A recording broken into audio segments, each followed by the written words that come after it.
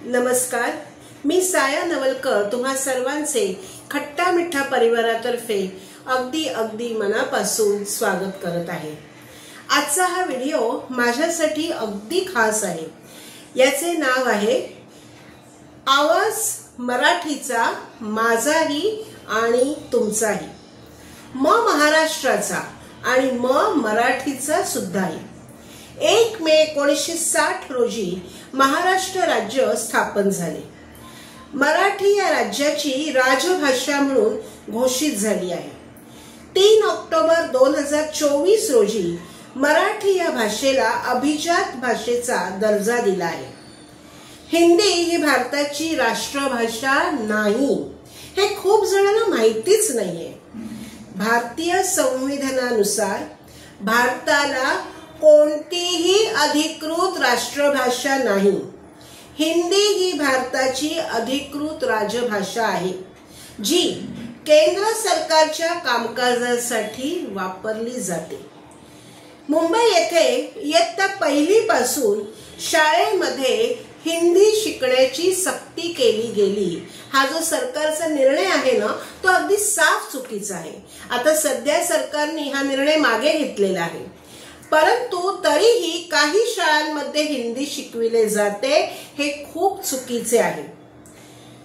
तुम्ही महाराष्ट्रात इतरत्र जा, म्हणजे अगदी पुण्याला जा, नाशिकला जा, दापोलीला जा, नागपूरला जा, तुम्हाला सर्वत्र मराठी भाषा बोलली जाते हे दिसून येईल। हिंदी क्वचितच बोललं जातं, कारण तिथे मराठी भाषिक लोक जास्त आहेत आणि त्यामुळेच इथे मुंबईमध्ये आपल्या हिंदीचा प्रभाव जास्त होत चाललेला आहे। मुंबई ही भारताची आर्थिक राजधानी आहे। येथे अगदी गावागावातून, खेड्यापाड्यातून, सगळीकडून, देशभरातून सगळे लोक इथे येतात, कारण त्यांना माहिती आहे की आपल्याला इथे कुठेही काम मिळणार, म्हणजे कोणताही माणूस इथे उपाशी मरत नाही, ही मुंबईची ख्याती आहे।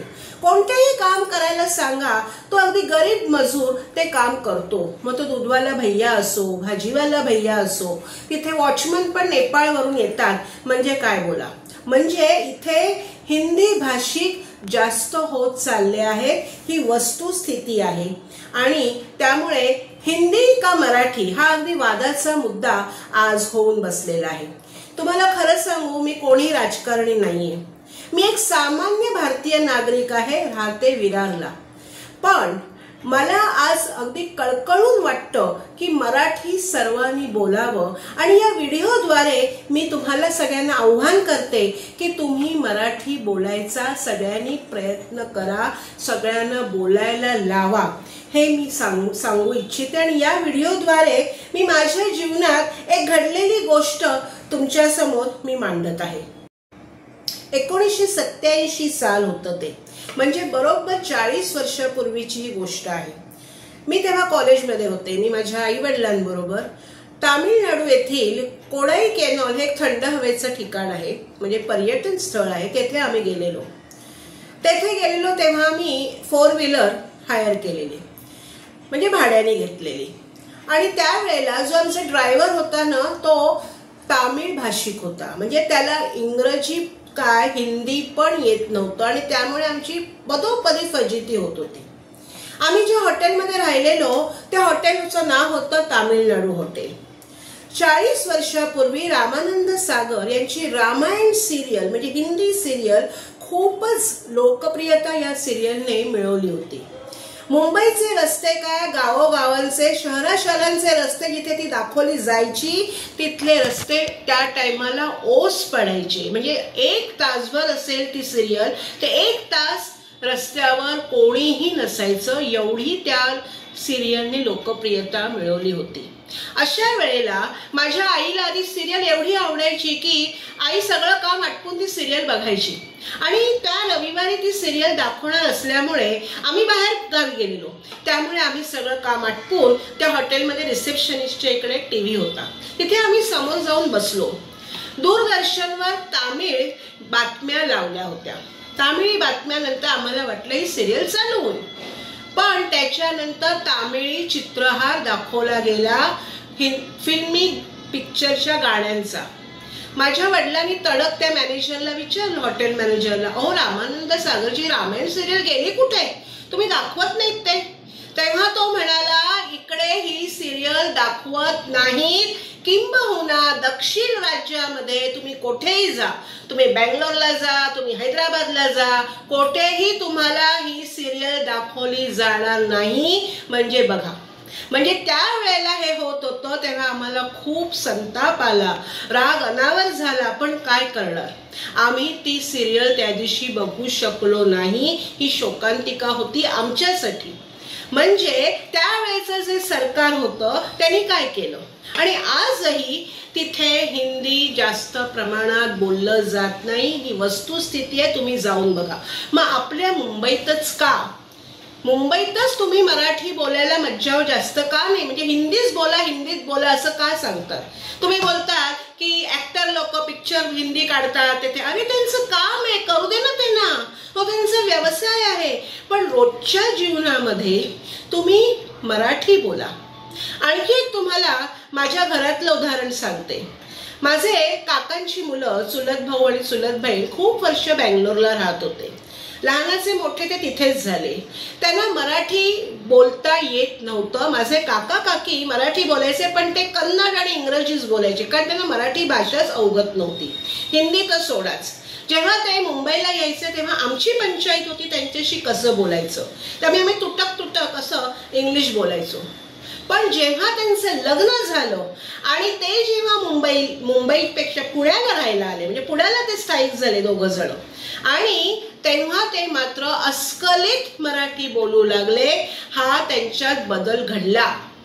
माझी बहीण तर म्हणजे भाजी मार्केटला मंडई असं बोलायला लागली. हा किती बदल तिच्यात झाला, आणि हा बदल केवळ तिथे राहिल्या गेल्यामुळे झाला. तिथे ती राहत आहे म्हणून तो झाला. हा मला खूप आनंद आहे का ती आता फक्त तिच्या घरी मराठीच बोलते.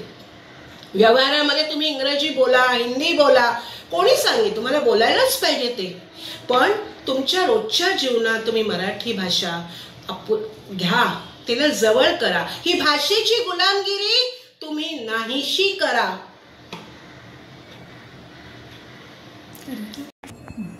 आपल्या घरापासून मराठी बोलायला प्रारंभ करा. आपल्या मुलांना, आपल्या संपर्कात येणाऱ्या सर्वांना जबरदस्तीने नाही हो, पण आपुलकीने, आदराने बोलायला लावा. त्यांना जर येत नसेल ना मराठी, तर त्यांना मराठी भाषा शिकवा. आज आपल्याकडे वॉचमन बहुतेक नेपाळवरून येतात.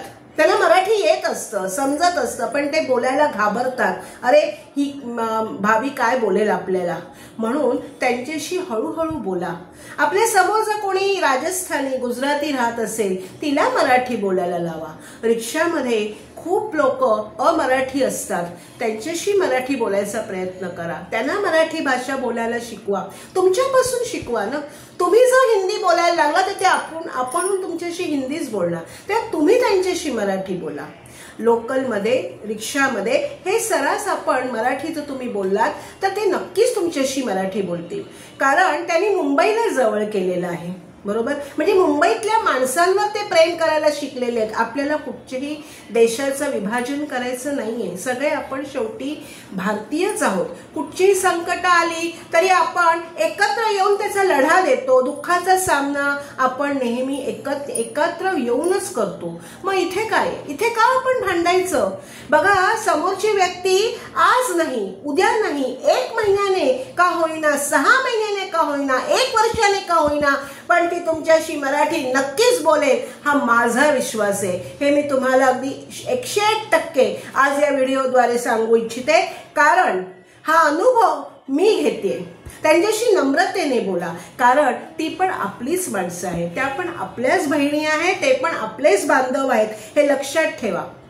कारण मराठी हा माझा मान आहे, आपला मान आहे, माझा अभिमान आहे. हा माझा अभिमान, हा तुमचाही अभिमान आहे, हे लक्षात ठेवा. म्हणजेच हा सर्व अख्ख्या देशाचा अभिमान आहे, हे लक्षात ठेवा. कुठेही भांडण तंटा आपल्याला नकोच आहे. आणि म्हणूनच कविवर्य सुरेश भट यांनी एक कविता लिहिली आणि त्या कवितेचे काही काही ओळी मी आज तुमच्या समोर सादर करणार आहेत। मला वाटतं की हा व्हिडिओ तुम्हाला नक्कीच आवडेल, म्हणजे ही जी कविता सादर करणं पण तुम्हाला नक्कीच आवडेल। तुम्ही हा व्हिडिओ जास्तीत जास्त लोकांना शेअर करा, तुमचे कॉमेंट्स लिहा आणि तुमचे काही तुम्हाला वाटत असेल तर ते नक्की मला सांगा, आवर्जून सांगा। मला आवडेल की माझ्या व्हिडिओ बद्दल तुम्ही सांगितलेलं, आणि सबस्क्राईब ही माझं हे चॅनल नक्की करा। तर या कविता आता मी तुम्हाला ऐकवते।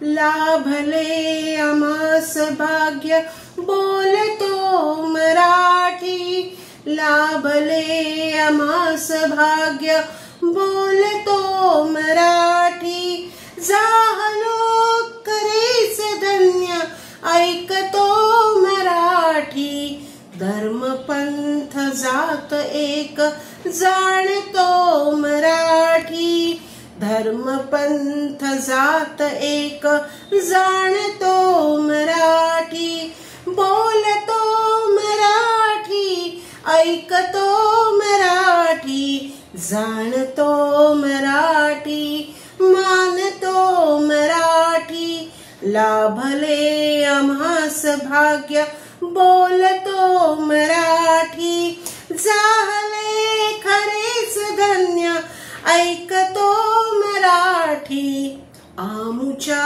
मनात दंगते मराठी, आमुच्या रगात रंगते मराठी, आमुच्या उरात स्पंदते मराठी, आमुच्या नसात नाचते मराठी, लाभले आम्हास भाग्य बोलतो मराठी, झाले खरेच धन्य ऐकतो मराठी, लाभले आम्हास भाग्य।